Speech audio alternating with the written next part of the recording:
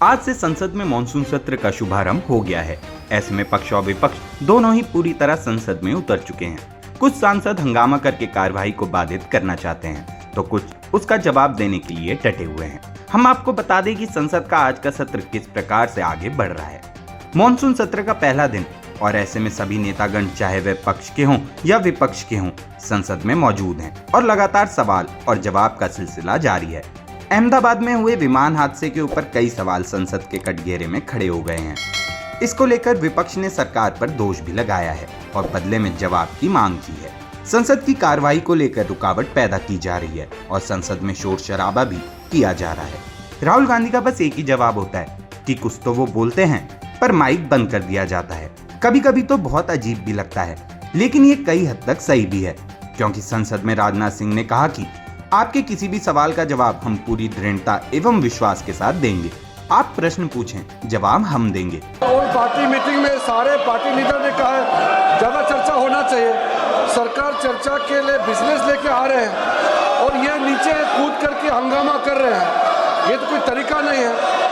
हम लोग ने शुरू से अपील किया है कि मानसून सत्र में सार्थक चर्चा होना चाहिए और बिजनेस लेके सरकार आए हैं।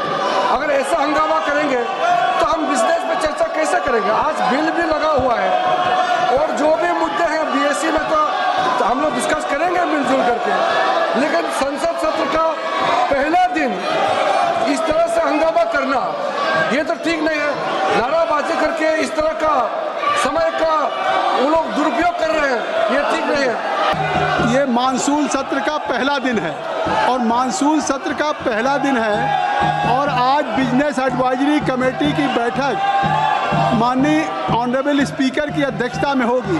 जिन विषयों पर आप सदन में चर्चा चाहते हैं, आप बिजनेस एडवाइजरी कमेटी में आप उस विषय को लेकर के आए और माननीय अध्यक्ष जी सभी उन विषयों को विचार करके आप सबकी राय से स्वीकृति देंगे और सरकार उन विषयों पर जवाब देने के लिए तैयार है। मैंने पहलगाम आतंकवादी हमले और ऑपरेशन सिंदूर के बाद की स्थिति पर रूल 267 नोटिस दिया है। ये रूल्स के मुताबिक ही दिया है जो अपने किताब में है। सर, पहलगाम हमला 22 अप्रैल को हुआ था। अब तक आतंकवादी पकड़े नहीं गए, मारे भी नहीं गए और